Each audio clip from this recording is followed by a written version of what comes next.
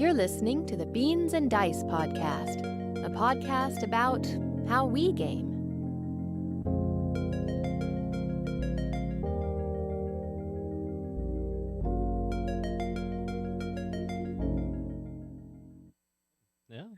Hey, folks, welcome to the Beans and Dice podcast. I'm Carlos. I'm Rob. And today is our Thursday night call-in show. Woo! Woo! Ugliest.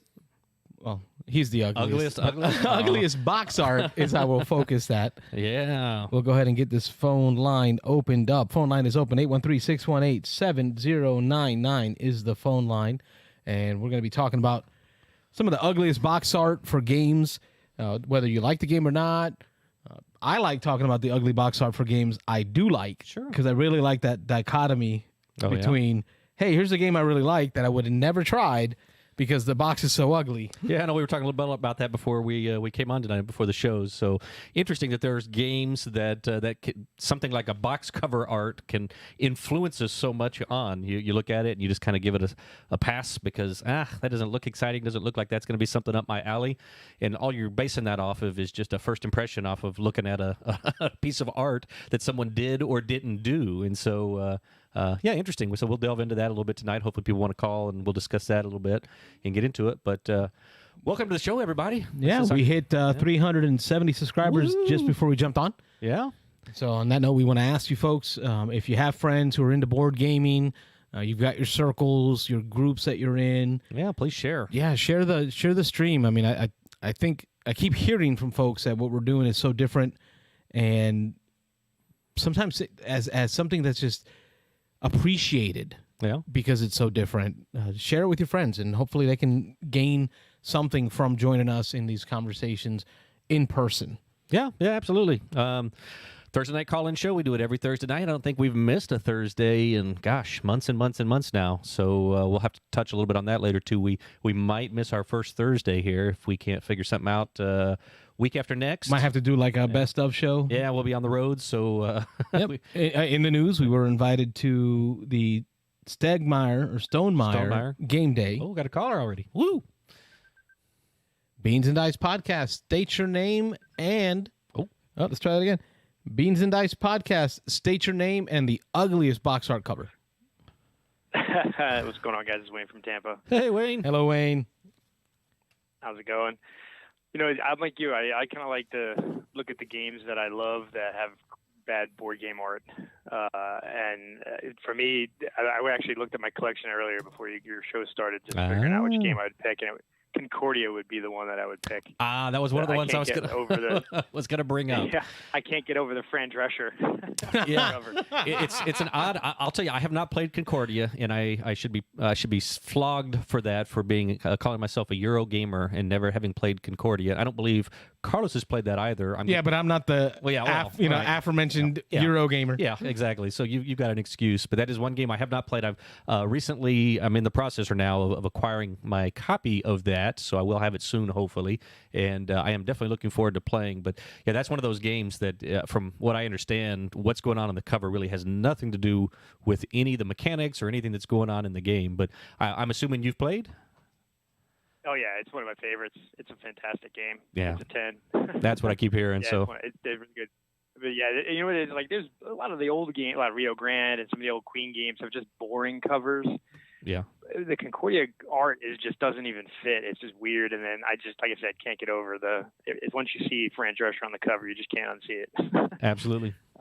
That's funny because a lot of the old I've seen that myself, and that's immediately what I thought of as Fran Drescher. Fran Drescher. I hadn't put that together, but yeah, I mean it's weird. Yeah. You know, a lot of the old German games. Like I own a copy of Die Macher, and that's just a boring cover. But it's not really bad. It's just boring. There's not a lot of coolness to the cover. But yeah, Concordia's just bad. Yeah. But if I remember correctly, somebody brought it up in the show, and it could have been you, Wayne, espousing, and it might have been Aaron from Ohio, espousing the greatness of the Concordia game. Oh yeah, it's phenomenal. It wasn't me, but it definitely was the other guys. But yeah, no, it's a hit every time it hits the table for our game because it's you're hand building, and it's the first time you play it, you're going to be so focused on spreading around the board and collecting your hand, you're not even going to think about the end game scoring. and how you collect certain cards. It's just it's a thinker. It can burn your brain as you try to figure out the concept of building out the map, collecting the cards, and then also remembering the end game scoring. Because just collecting the cards doesn't mean you're going to score it really well at the end of the game. It's how you collect those cards and which ones you collect that really kind of help score.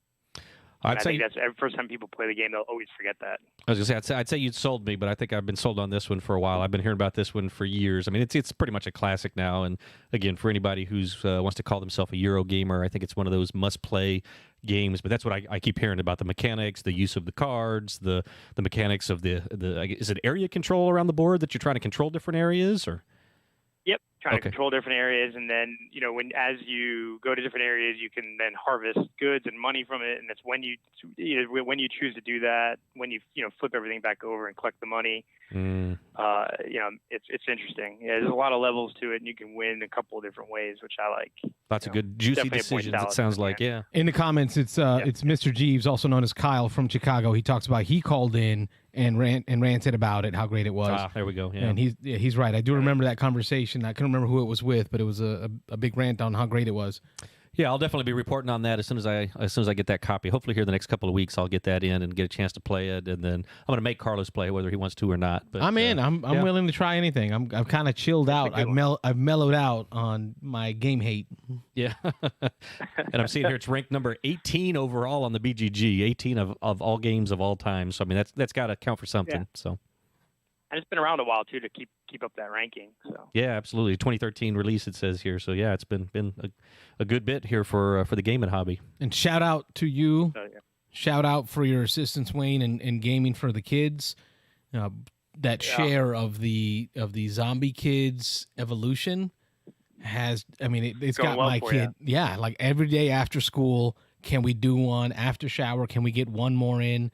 Hey, Poppy, if we do this one and we bring in brother, we can add another name and win with 4 players, and that gives us 2 stickers. Get a sticker in the back of the book. And it completes a mission set, which gives us another sticker, and now we can open up the second envelope.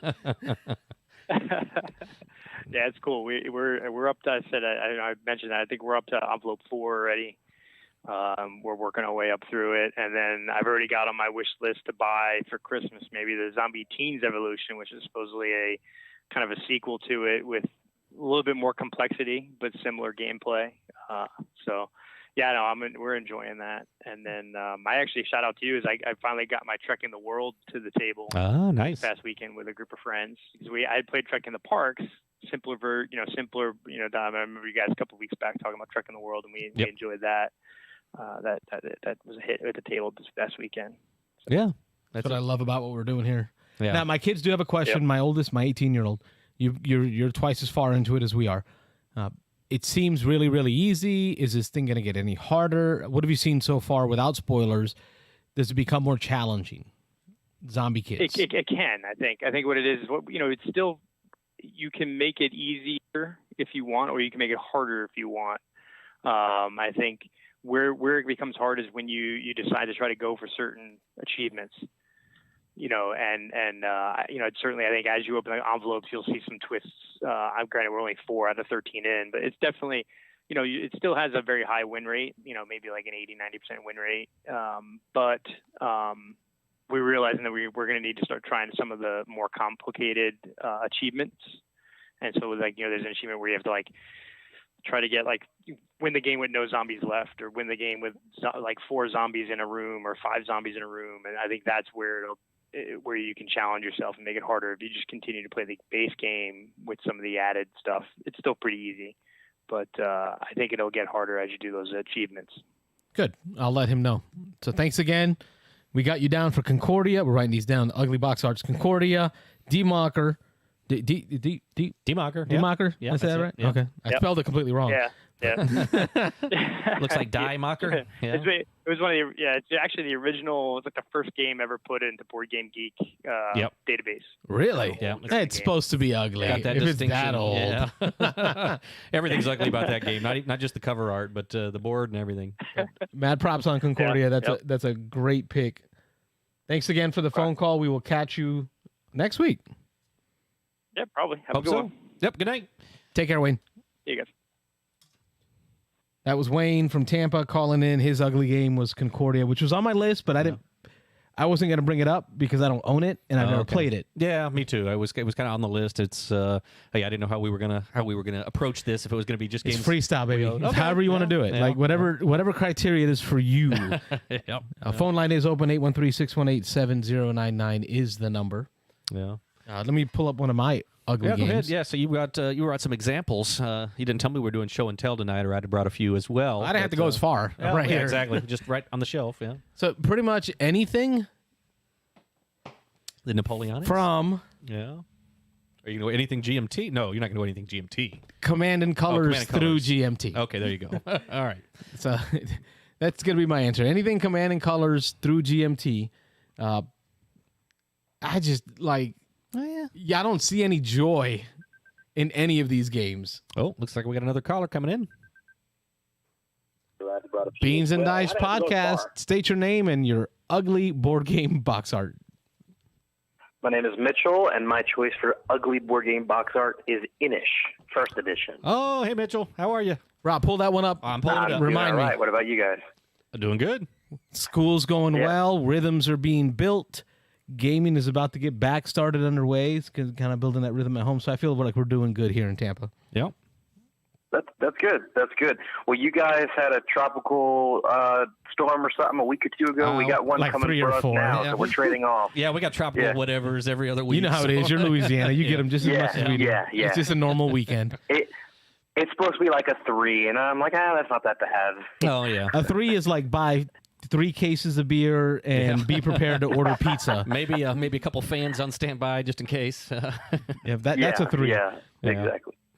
All right, Inish. Yeah. So I've got it up here. Inish. Yep. Yeah, so I know the new edition of it. I don't know if it's a whole new edition or if it's just the box. It's like blue, but if you click through on BGG, I think the new box has like a dude with the staff. But if you click through, if you could find the old one, it's like a woman with like this thing on her shoulder, like standing on a mountain. Do y'all see that one? Oh, Was it the green one? Yep, I've got it. Oh, my It's gosh. green. It's got a woman with a crown. Yep. That art style turned me off the first time I saw it. Like, I was at a buddy's house several years ago, and he pulled out a few games. He was like, I think you would like each of these games. Which one do you want to play? And totally judging a book by its cover, I was like, well, not that one. I didn't like the look of it. And then whenever he started explaining the mechanics of each game, I was like, okay, maybe that one. And it ended up becoming one of my favorite games. Really? It doesn't hit the table as much these days just because we played it into the ground a few years back. But the components inside are really nice. It's an area control game, and it's like these little jagged, like almost triangle shapes, and they look extremely irregular, but they fit together really nicely. And the cards have a similar art style, but very, very unique, and I really like the cards, and there's these little like castle miniatures.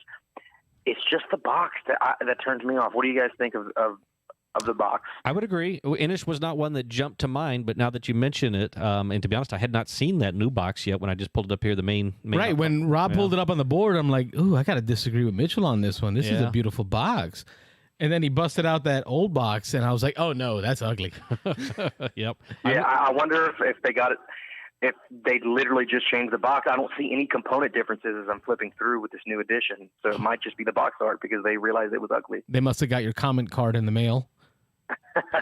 Yeah. Yeah. I mean, it's got like a lady, looks like for me, like a fantasy Amazon lady with a bunch of dwarves around her. I don't know. It didn't look right. Yeah, I'm trying to see so it's set in Ireland. Inish in Gaelic means island. And it's about the founding of Ireland. So I think it's supposed to be kind of like a Celtic, art style. I don't know. And it doesn't do it for me. Yeah, and just flipping through BGG here, I'm seeing different boxes from the different regions. I had what looks like a Japanese version of it, and I see looks like maybe a European version of it, and they all have different art, which is interesting because it looks like pretty much all of them look better than the art that on the one box here that certainly came out here in the States originally. So, yeah, that's strange. And I love that dichotomy of the outside is so ugly, you're not even going to give a chance to the inside of the box. And then you find out how great the game is on the inside. Yeah, it's fun. It's a unique game. It's a drafting game. Oh, I see what you're talking about now with the different box arts for each country. Oh, yeah. It's a drafting game, but you only have like 16 cards. So it's the same, or somewhere around there. It's the same cards over and over again. So you know exactly what could be happening. It's just which ones do you get in your hand and which ones do you draft. And then it's dudes on a map, area control. It's a pretty unique game. I really enjoy it. I know they came out with an expansion a while back. I have not played, but the base game itself is very replayable because there are lots of different tiles and lots of different ways to win. Yeah, this is another game that neither Carlos or I have played, I don't believe. And this is we actually have somebody in our game group, Raphael, who owns a copy, and he's brought it to the last couple of game days, and he's mentioned that he's had it, and it is a game that I've wanted to play. And I don't know if subconsciously the box art had much to do with it, but it's one of those that's never been at the top of my list. Although I constantly hear people talking about it, I constantly hear people saying, it's one of their favorite kind of area control, little dudes on a map kind of games. And so it's one now that I gotta jump into and give it a shot. Maybe I'll wait till till I can acquire a copy of that new box art and then get it to the table. Yeah. When the new box art I'll tell you comes how out. powerful. Well, I think it's already out. Yeah. I think it's. I've seen someone had it. Okay. I'll tell you how powerful though the ugly box art is. Ireland is special to me. My wife and I honeymooned in Ireland, actually on an island off the coast of Ireland called Inishmore. So this is basically our honeymoon location. And I saw the box and I was like, nah. Yeah. So, yeah, kind of judging a book by its cover again. Well, I guess it's like Puerto Rico. The only reason I bought it is because I'm from Puerto Rico. Yeah. So it's like I feel like I was obligated to buy this game. I gotta have that one. Yeah. Because the box to me is ugly, and of course, being a Euro, I didn't want anything to do with it either. Yeah. But yeah, I feel your pain on that. You didn't end up buying it though. Yeah. What, Inish? Right.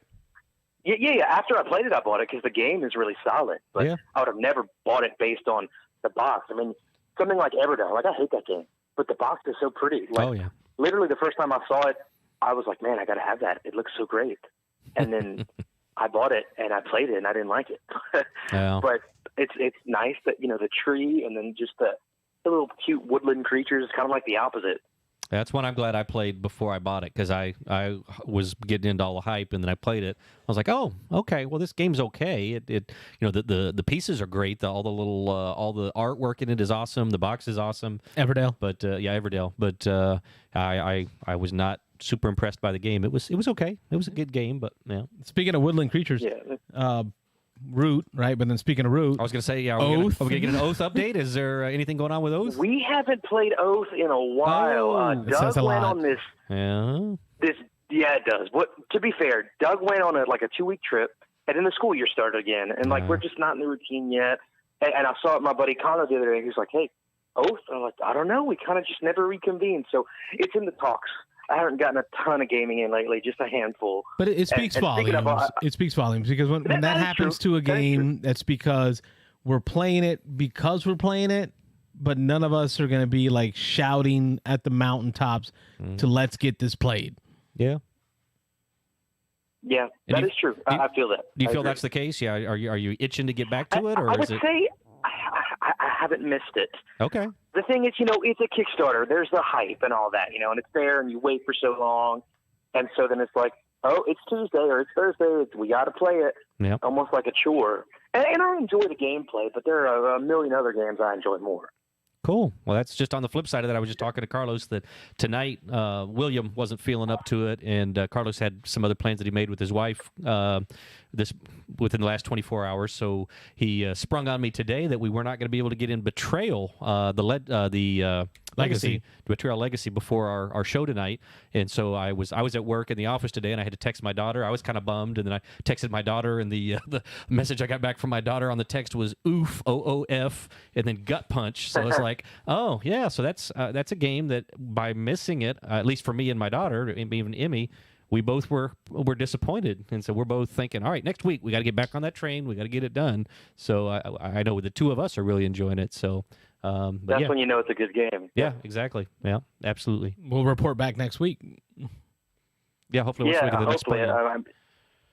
Who knows when Oath will happen again, but hopefully eventually. But one other quick thing I want to bring up, I know I've been on for a few minutes already, but one of the few games I was able to play this week was Game of Thrones, and I posted it on the Facebook group. Have you guys played the Game of Thrones game, like the old one before the TV series? Yes. Yeah. So I really like that game. It's rated really, really heavy, and I know William's gonna make fun of me whenever he hears it. He says I call everything light.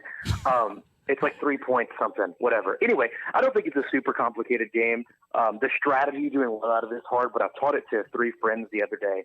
And have you guys ever played with like each player count? Like you give 3, 4, 5, or 6. Have y'all played like only full games or only small games? Yeah, I know Carlos. I've played it, I think, 3 times. I don't know. Carlos has played it once or twice. I know the time I played it with Carlos, we played max count. It was 6 players. It says 3 to 6 here. So we played it 6 players. And I think I've tended to play max count. Yeah, it was a good 3, 4, or 4+ hours. No, it's like 6. Like it got to the point where hours, I'd rather play TI4 with that much time. Yeah. Not saying it's a bad game. The reason I bring up the player count is because this game, in my opinion, does not scale well. It shines at 3 and it shines at 6. And here's why. So at 3, the entire southern half of the map is blocked off. You can't go there. At 4 and 5, you can go there, but you have to like have a certain amount of force. You have to beat these castles. But the thing is, at 4 and 5, there are way too many spaces. Like you have no reason to fight each other. I've done that. So we played, and what I did was like I was the Baratheon, so I was down south, and like literally all I had to do was like on each turn I would just take another step south. Yep. And everybody else was far north of me, and I wiped the floor with them. And I'm like, this should not be the case.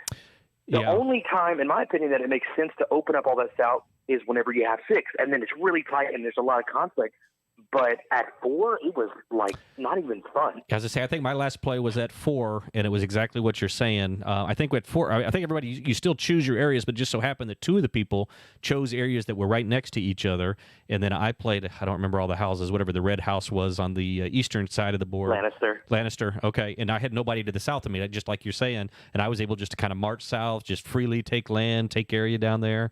And then the people up north were all fairly close together, and so they were butting heads early in the game, and I was just kind of unmolested down there doing my own thing. So I definitely agree. Yeah, and I feel like at 6 and at 3, it's also well balanced. Like there are pros and cons to each one. Like the Starks up north, it's hard to get them at bottlenecks. I mean, in the books they call it the neck, that skinny area. Yep. So it's like well defended, but it's also hard for them to break out of it. But at 4, it was like.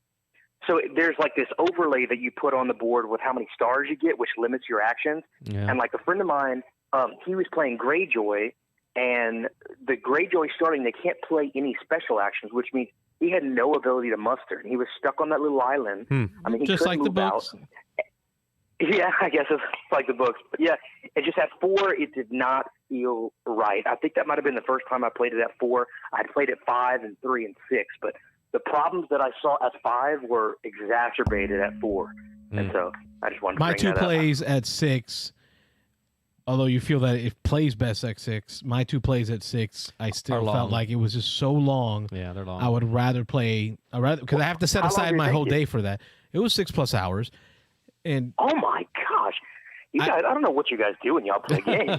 we have fun. Yeah, we banter. go slow, we drink a lot. We take breaks. We eat a lot. Yeah. Y'all seem to go fast. I got to get a game of TI4 in with Mitch to see how fast it goes. Yeah, a quick game. Like 1 hour later. I'll be on your back if you're not taking your turn. I'm in the site Facebook group, and somebody put they have a game table and it has LED lighting around the edge. And what they do is whenever it's someone else's turn, they change the color of the light. So it's a visual cue. I thought that was really cool. Time's I need up. one of those. Yeah. Oh, man. Yeah. I'm writing that down. Yeah. I'm going to figure that out. I just cost you some more money. Sorry, Carlos. No, that's gonna save me time. And I got to touch quickly on Game of Thrones. I know you mentioned that it isn't that complex. I will say though, the first time we played, we had somebody teaching us who had played it a few times, and then actually I remember Carlos and I played twice. Now that I think about it, because I know the second time we played, I think was at 6 players. I came back because I had watched a video on like the top 10 things that people do wrong in Game of Thrones. And every single one of them we blew in our first game. And there are some like what? Actually, I used to have them written down in my logs. He had post-it notes he would bring to game day with his little tips on what to do. Great. Yeah, look online because there are a lot of intricate rules in that game that 90% of people play wrong. And if you play it right, it is actually a pretty heavy game. There are a ton of little tiny rules that people miss. So I would encourage you, if you like that game, next time before you play it, go look online at some of the commonly missed things, and some of the stuff is going to blow your mind. You're going to be like, oh, I never realized that that's the way that works, or I never realized that you couldn't do that, or there's a rule against that. And we went back and looked in the book, and everything is in there. It's just there's a lot of stuff people miss because some of it doesn't make sense. Some of it's counterintuitive for what you would think the way it should play. So I would recommend looking into that. I'll check it out. Yeah.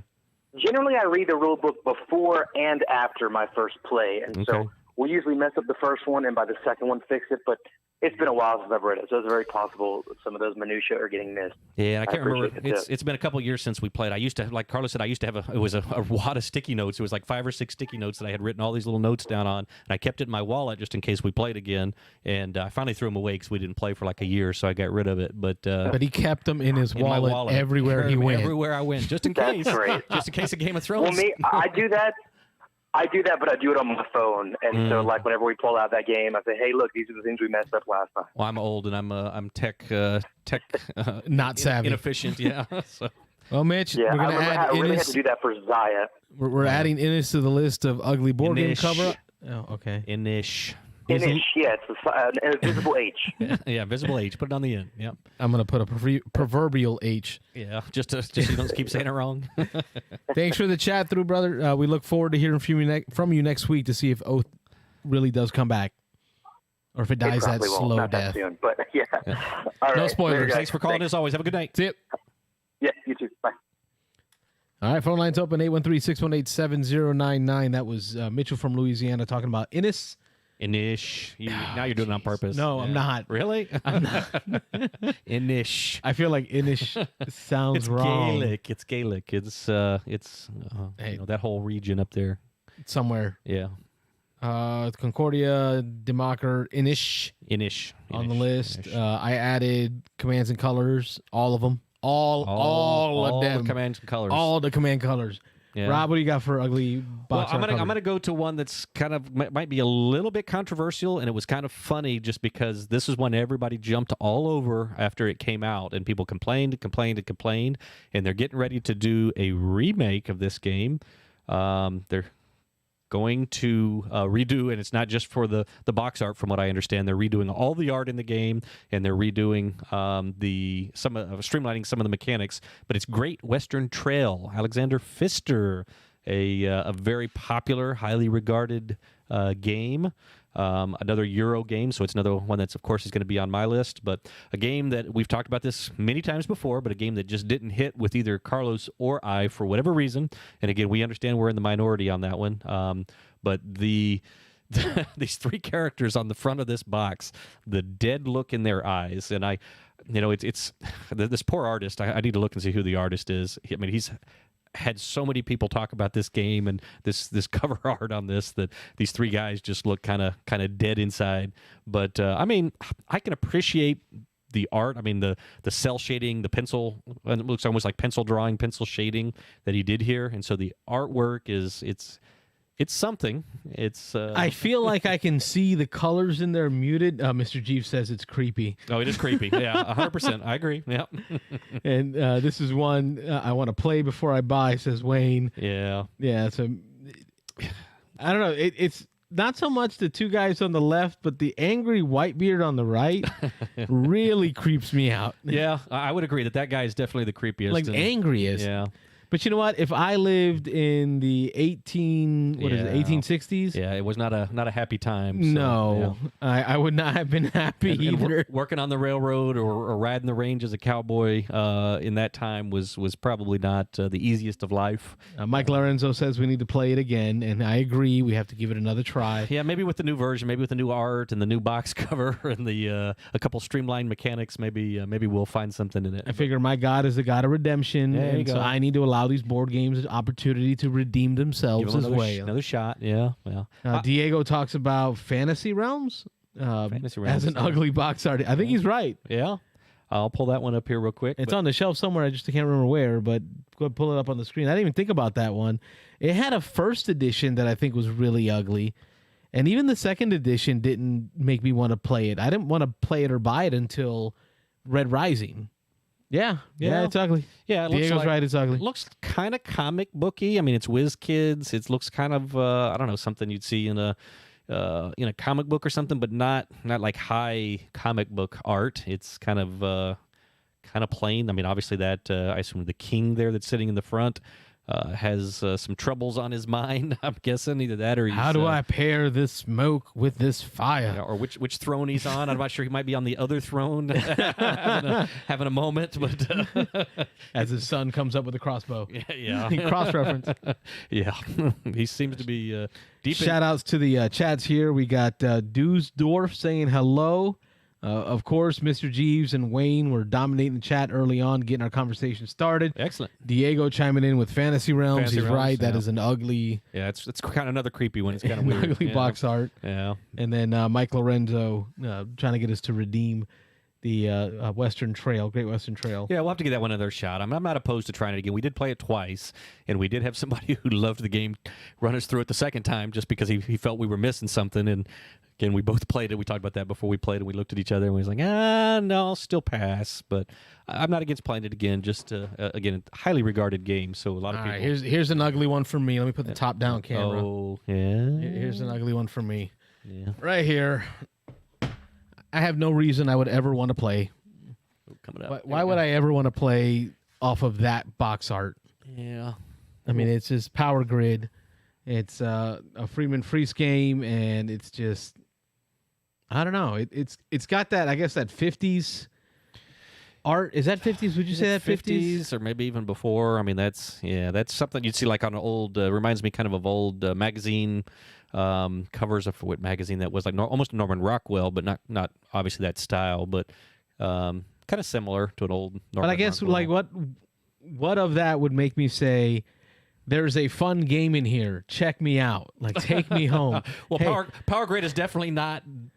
Well, I don't want to say it's not fun. Swipe right, It's not baby. that. Swipe right. You want this. It's math, the board game, mathematics, the board game, as people have said. And I like Power Grid. I've been successful in my plays of Power Grid, but that one's all about timing. When you're coming up on the end of the game, you got to do your math right and hit it so that you. I'm not saying Power Grid's a bad game. I like okay. Power Grid. Yeah. I played a lot of Power Grid. I actually bought it, used, of course. Yeah. But you're running a power company. You're running a power stations. You're powering up cities. I mean, how exciting can you make that box art? I mean, if you're going to stay thematic at all, stay on point. I mean, what are you really going to do with that? A picture of a smokestack billowing out money bags. I don't know. I'm rich. Yeah, I think the artist on that one was a little handcuffed on what they could do. So. Dusdorf says 50s art. So, yep. Okay, so he's got us right on that. Okay. 50s All art. right, there you go. All right. Mr. Jeeves says it's definitely not a great cover. And Raph says best game. Oh, yeah. No period, no punctuation. I like the best game. Yeah, I put it close to my top 10. Probably not top 10. Top 25 maybe. It's a classic. It's a game that's been around for a while. Wayne says it looks like a science textbook. Yep. I think I can see that. That's good. That's a good analogy. Yep. That reminds me. That's one I've got. If you've got one, call in 813-618-7099. What other games are we missing that are ugly box art? Rob, what do you got on yours? I'll admit I cheated a little bit on this one. I mentioned to you that before doing a little bit of research before we came on, I jumped on the YouTubes and I jumped on the Dice Tower. And Tom Vassell about 2 years ago put out a video of his top 10 games that were ugly art or ugly box covers. And his number 2 is a game that I'm familiar with. I played a couple of times now, Anachrony. And I know we talked a little bit about that before. Let me pull up the big picture here. But this is a game that probably a lot of people, when it first came out, saw this cover and said, I'll pass. I mean, it tells you nothing about the game. It really, I mean, in the game, you're traveling through time. You're going forward through time. You're going backward through time. You got mechs in the game. You've got like a post-apocalyptic setting. The Earth is being destroyed. It's falling apart. You've got buildings crumbling and all this bad stuff going on. And then you've got this as the cover. I mean, it tells you absolutely nothing about what's in the box. It's a huge box. Everybody knows, I think, that this is a very large box. It's barely fits on the old calyx. If you shove it in there just the right way and take a hammer to it, you can wedge it in there. But this is a game that I know you said the first time you saw this, you would have completely passed on it. I have passed on it. Like I've never had any interest in even reading, watching, looking up any information on this game because the cover just speaks nothing to me. Like emptiness. Yep. tells you nothing about what's inside the game. And again, here's I'll scroll through just a few pictures, but this is a really cool, really tight worker placement game where you're having to place these mechs, these really cool mini of mechs. See, now I see where the symbol makes sense. The way you described it, Rob, you talked about jumping back and forward, and yeah, it's right, got the. so I'm seeing now why this it makes logo sense. has been chosen. Yeah, because you got like kind of the infinity thing there. The lines don't connect; they can kind of keep going as you go around and around. Right, that so. makes more sense. Yeah, so I mean, it kind of fits that, but again, you'd like to have something that shows you something exciting about the game, something that kind of gives you an idea what you're getting into. And just from looking at that box, people aren't going to put that together. They're not going to think, oh, this is a time travel game. This is a post-apocalyptic fixing the Earth from being destroyed kind of game. So, but again, worker placement, what a popular genre that is. People love worker placement. You got some hand management, some resource management going on in this, other popular mechanics. But again, when people see that box, I think they're just gonna say, "No, let's play something different." I'll try something else. Yeah, but when I saw the tabletop presence of you playing it at your turn, that was completely different. Like I did not expect that to come out of that box. It's a big game. It takes up lots of room, and then you got some pictures of some painted mechs here, the mech suits, and David Carlton. We played his version. He's got his all painted up nice, and it really just brings a lot of atmosphere to the game. So. But yeah, Anachrony. We'll add Anachrony to the list of ugly box art covers. Yeah.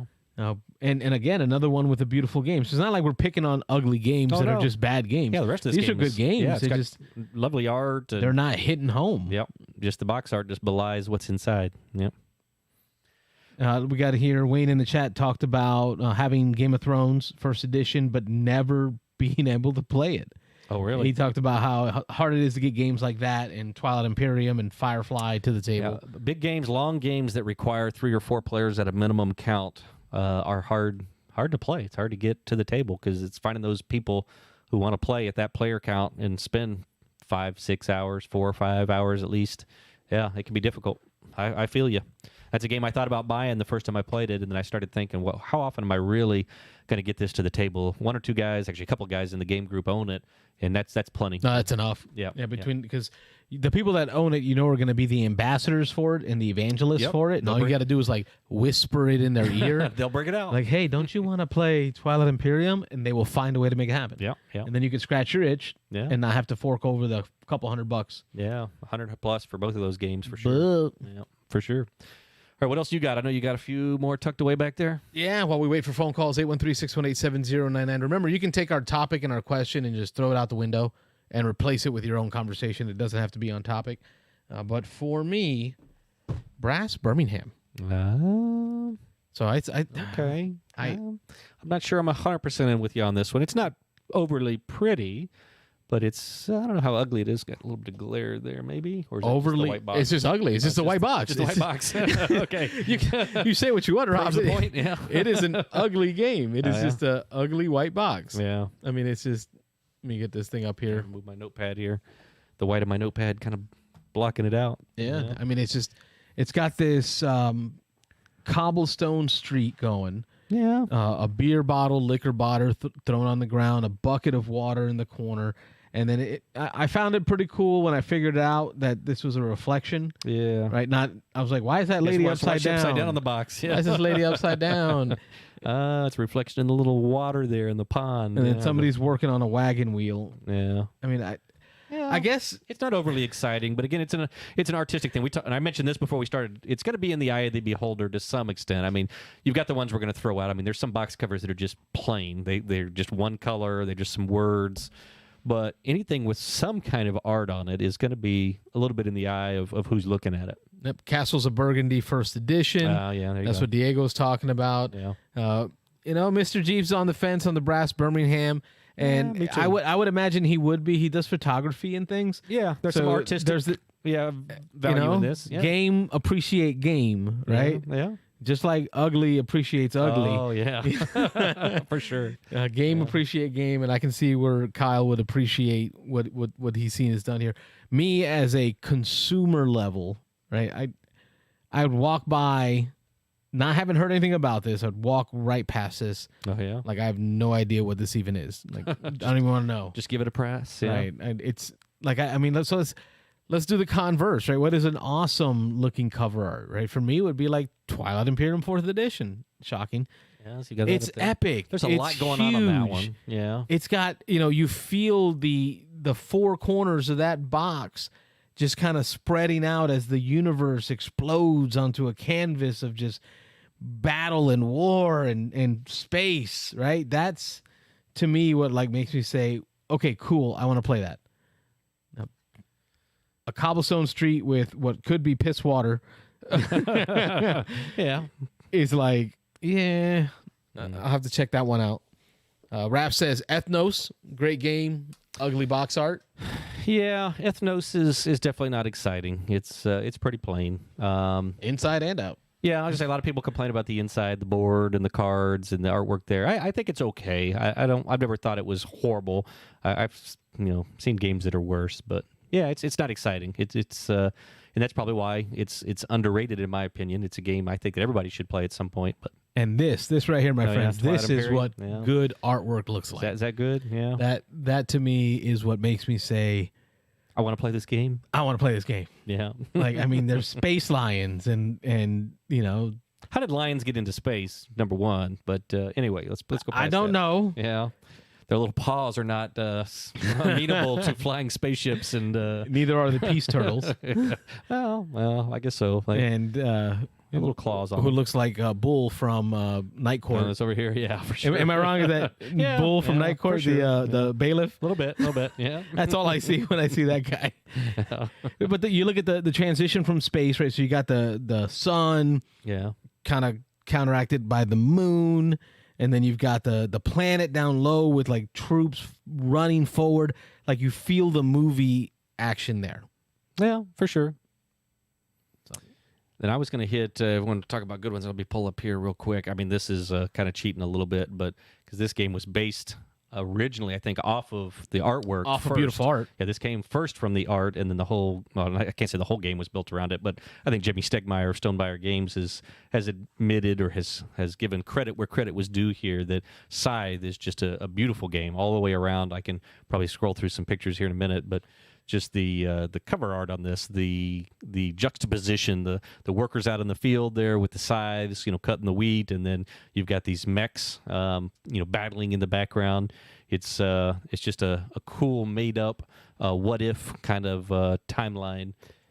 I guess it almost in the same sense as TI4, you can feel the edges of that artwork kind of as if it's floating away. Like you can see there's something bigger here, bigger picture, bigger world in this one cover. Like there's something more going on here. Yeah. And that you want to explore. Like I say, it makes you want to dive in, makes you want to find out more about the game. I'm going to see if I can find some other pictures here of some of the art. The board is beautiful. All the little intricacies of the board, the different terrain types, and then that's Easter eggs. That's not even talking about the Easter eggs, the little things they hid in there, the little Santa Claus and some Easter eggs from their other games, from Stonebuyer Games, are hidden in there. And so, yeah, I mean, it's all over the place. The cards, I forget what they call them. It's been a while since we played. Combat cards or the event cards? The event cards. Encounter cards. The encounter cards, yeah. They all have artwork on them. Beautiful art. And, yeah. And the art that matches the chosen encounter, like the stories that go with it. Right, yeah. So it's always beautiful. Yeah, but that's I guess that one's cheating a little bit. I think just because again it's been acknowledged, but that's. No, I'm glad you brought it up because that helps us to kind of compare what does good art look like compared to bad art. Some bad art here, Rob. I'm gonna have you find this one. Friday. Is that isn't that the name of the character in the novel? There's a board game of it, solo game, very difficult to play on an island. Robinson Crusoe. If this is the right one, is this Friedman That's Freeze? one, yep. Oh, I would have to almost say I didn't even think of it. Anything from Friedman Freeze. He's got. I guess that's how we have to write this down. Friedman Freeze. Friedman Freeze is all you need to put for that one. Yeah, now that I think about it, a lot of games from Friedman Freeze have this same kind of. All right, I don't want to insult here too much, but almost like the middle schooler doodling, some pencils, some color pencils.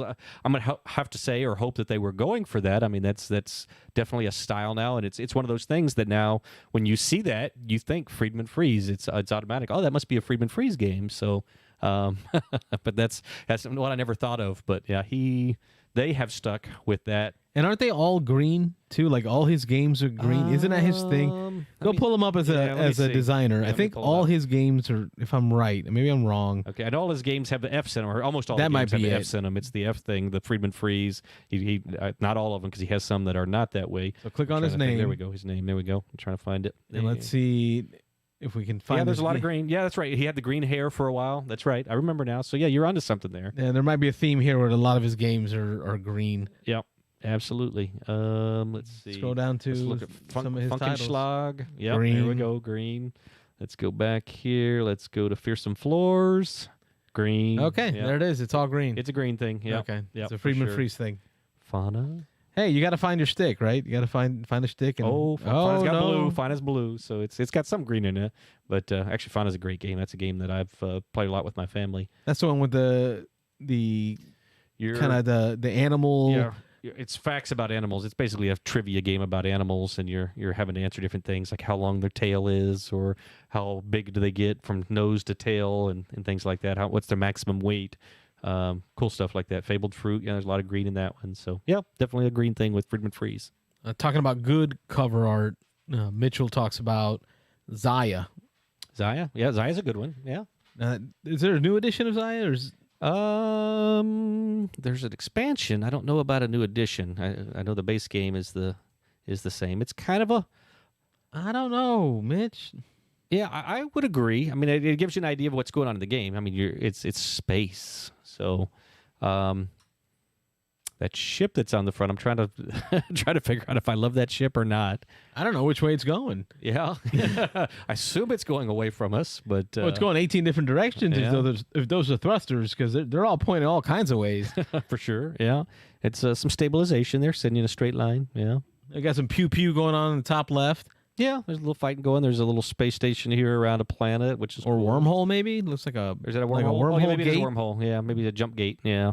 Yeah, Mitch, I'm disagreeing with you on this one. Yeah, you're not liking that one? Hopefully you're not surprised because I think I disagree with everything. But Yeah, I'm in the middle on that one a little bit. I'm not. we missed a phone call. Yeah, We're over here busy. just heard one. So hopefully, I'm sorry, folks. Call right back. yeah, whoever called, please call us again. We missed you. Yeah, I heard the last ring there, and I looked over, and it was hanging up. So sorry we missed that call, but I was too busy digging deep into this Zaya Legends of a Drift system. yeah, I don't hate it. I don't necessarily love it. I think it's okay. It's not going to turn me off on the game. And again, at least it tells you something about what's going on in the game. You've got some of the different elements there. You're seeing some space combat. You're seeing this jump gate here. So, obviously telling you that you're set in space and you're playing a space game, which in Zaya is pretty much what you need to know. It's kind of a 4X exploration. Get it up there. What is it? Explore, expand, exploit, and exterminate. Yep, 4X, baby. It's all that going on in there. But yeah, I mean, I've seen a lot worse for sure. All right, we'll see if this caller will give us another shot. Yeah. Do you have any other examples off the top of your head? Some really good ones? Or my some really bad last ones? one. Yeah. Or a bad one? Oh, he had some bad ones pulled, so this must be a bad one. Let's see here. Last one I've got. Switch the cameras there. Yep, let's go. Overhead shot. Overhead shot of phone there's call the coming caller. in. Go ahead. Beans and Dice Podcast. State your name. Where you calling from? Try again. Beans and Dice. State your name. Where you calling from? This is Mr. Jeeves from Chicago. Oh, Hey, man. Mr. I'm glad you Jeeves. called back because I feel like I messed up. We were busy deep in Zaya.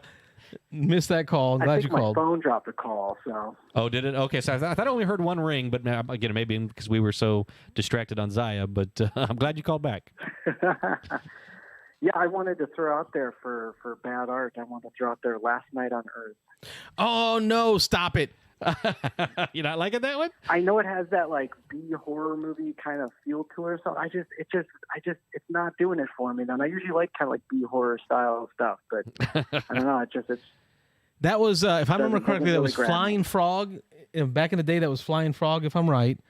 Yep, Flying Frog Productions. yeah. Yep. One of the few companies that did this where they used actors for their games, for card art, in board game art.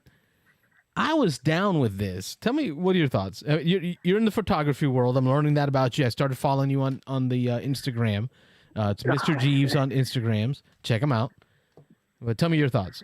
Yeah, I don't know. Like it's interesting, but it's almost a little. It just feels a little cheesy to me. I don't know. Like I think a lot of their games. I think their other games have a similar style to it. And it's just not. Maybe it just feels too busy. There's too many faces on there, and I know they're trying to represent like all the characters in the game or whatever.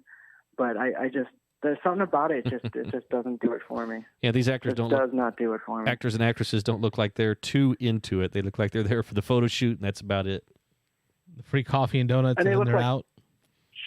Straight out of like a really bad B movie. Yeah, for sure. I don't know. That's just the impression that I get. No, good call. I agree. And then another one. And this is I'm going to counter this because like I've heard a lot of complaints about the viticulture artwork and the cover, and I actually personally really like it. So I was just throwing that out there as like a interesting, like very split cover. Huh. Yeah, I never had thought of viticulture, but yeah, it's kind of plain. I'll agree with that. And looking at it here in hindsight, it's there's not a whole lot going on, but there's nothing going on. Not going. You got a little river in the background. You got some mountains, and you got a little plantation, a little vine. It's like a $4 postcard you can buy at like a shop somewhere in California, Sonoma. Yeah, I could see both sides of that. Yeah, I kind of like it. I don't know. I've grown very attached to the. I mean, viticulture is such a beautiful game in general. So maybe that's what kind of draws my appeal to it. But I don't know. That can kind of influence me a little bit. I would have thought of viticulture, but again, that's another good one. So that's one. Like I say, it's kind of minimalistic, and it's always, like I say, in the eye of the beholder. It's whoever's looking at it. So I mean, if you're a Euro gamer, this may fit the palette. You don't want to see a whole lot going on. You just want to, like me, you want to get to the mechanics. You want to find out what's going on in this game, and this gives you a hint of it. It doesn't, overly tell you. You don't not seeing people really. I was gonna say you're not seeing people smashing grapes, but actually you are. There's a little tiny in the very middle. There's a little grape pit there with two people in it smashing silhouettes. Grapes. So yeah, tiny little silhouettes. Yeah, exactly. So actually, there is a little bit of what's going on in this game, and you got the vineyards and stuff there on the side of the mountain. So yeah, it's subtle.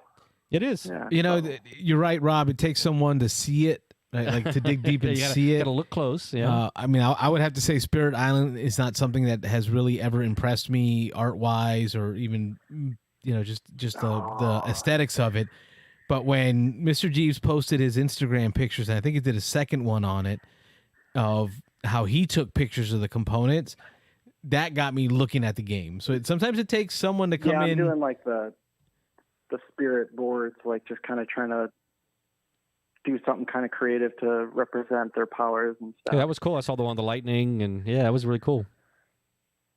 This art doesn't do it for me though. Keep going with the cover art of Spirit Island. I know, Rob, you've asked me for to Spirit play Island. it. Are you kidding me? Oh, I kind of like it. I don't see it. It's a bit cartoonish, but it's like almost like a very cartoonish in a way. Like But I don't know. I think that's actually one of the things that drew me to it. I saw that cover and I was like, well, this looks really interesting. Yeah, it does kind of belie this is not a light game.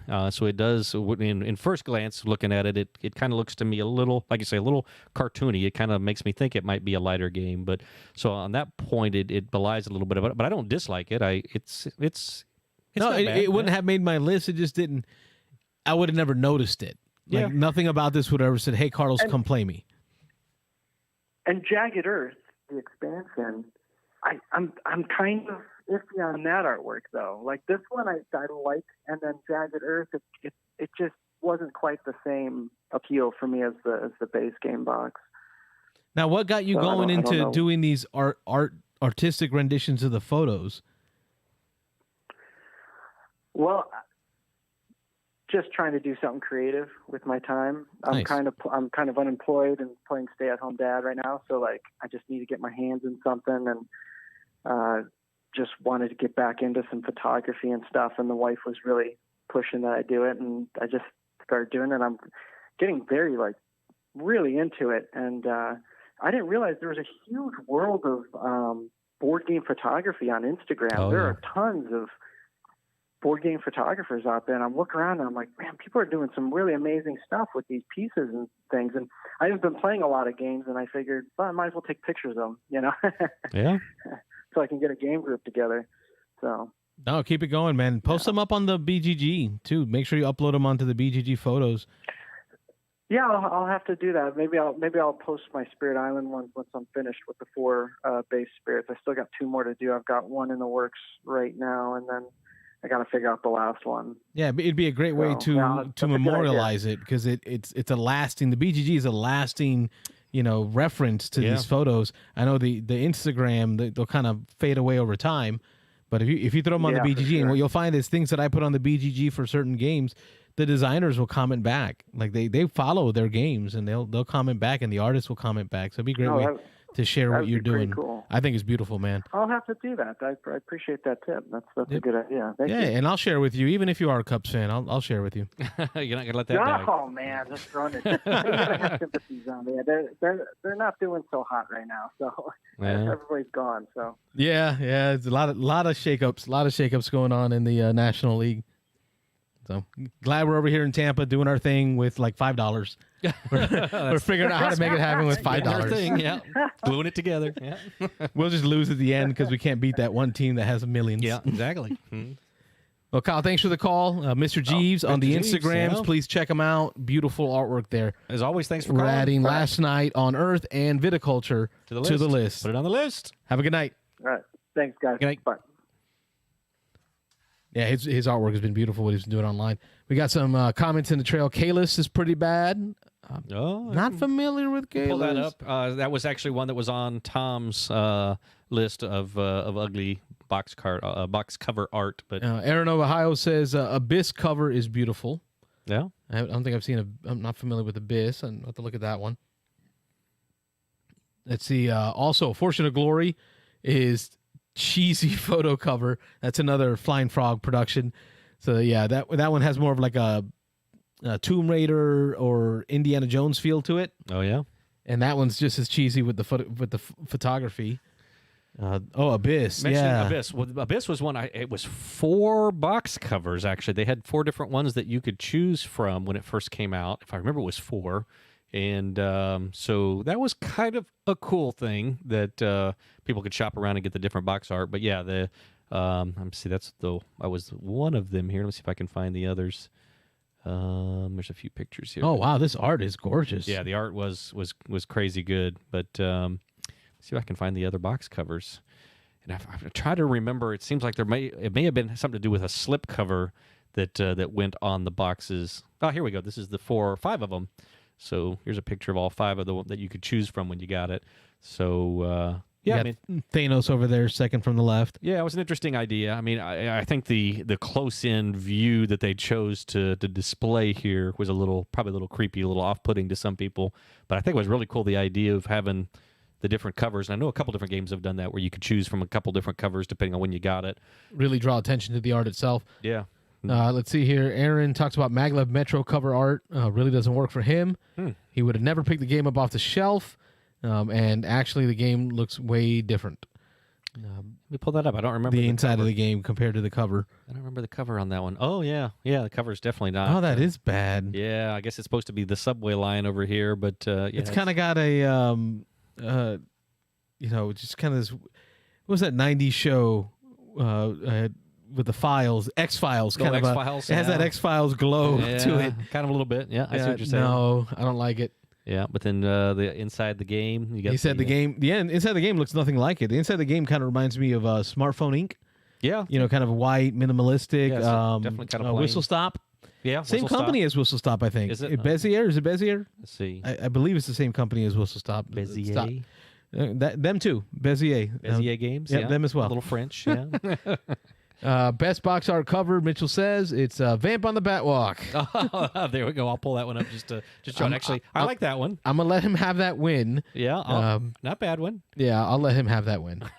That's it on that one. Yeah, you can have that win. Here we go. Yeah, that's not bad. It's different. It's eclectic. It's got its audience. We get someone I haven't seen in the comments that I recall. BCS Buck Okay. It says Brass Birmingham is beautiful.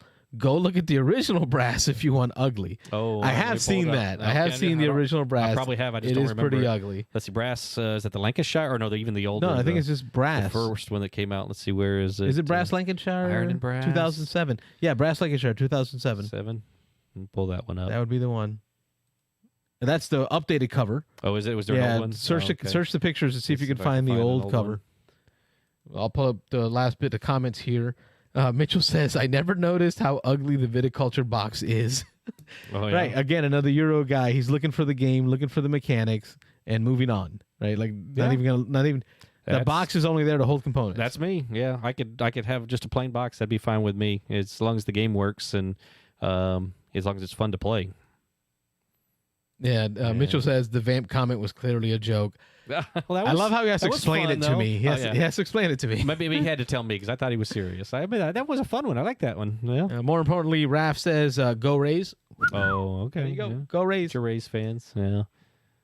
All right. Well, that gets us to our hour. 10 o'clock. Yeah. That was fun. That was fun going through old, ugly box arts that I never even thought of before. Yeah.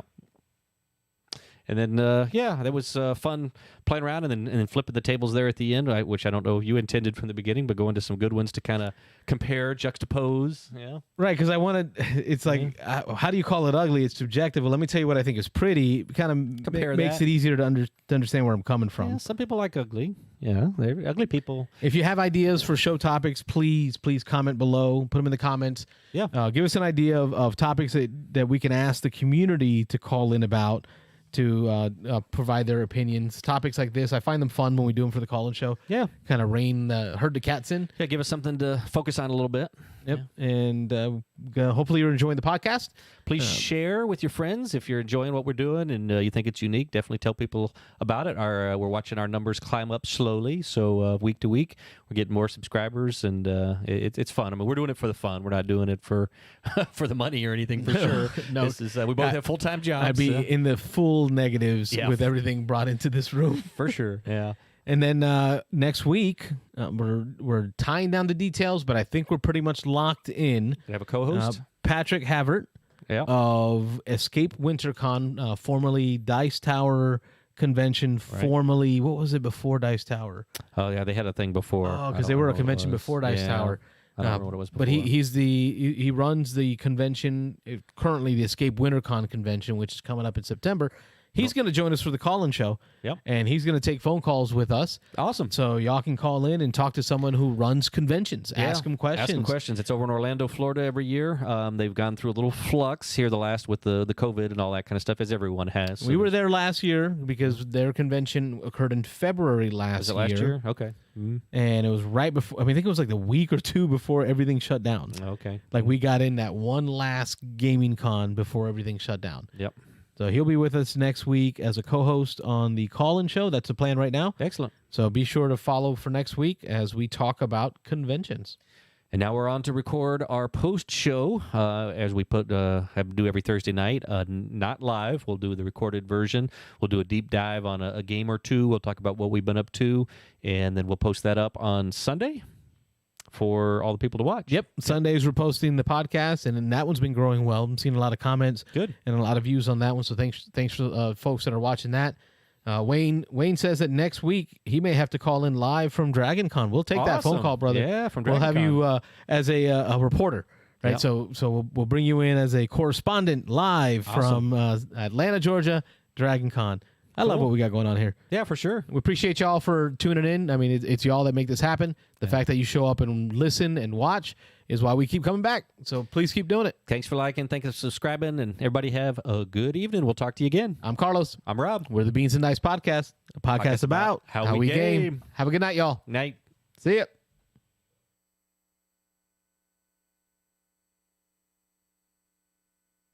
Thanks for watching the Beans and Dice Podcast. Don't forget to like and subscribe.